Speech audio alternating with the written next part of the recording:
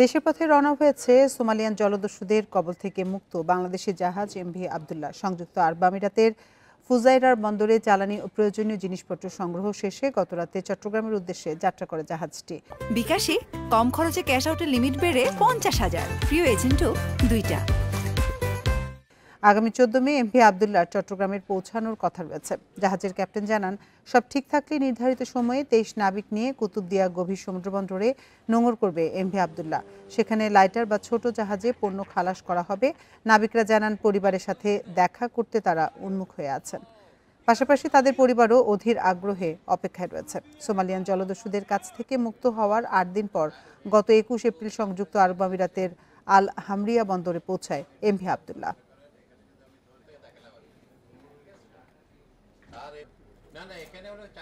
Chittagong anchorage plus Kutubdia অ্যাঙ্করেজে মালগুলো খালাস করবে, খালাস করে শিপ বাইরে চলে যাবে, বুঝছেন? এইটা হচ্ছে প্রোগ্রাম আপাতত।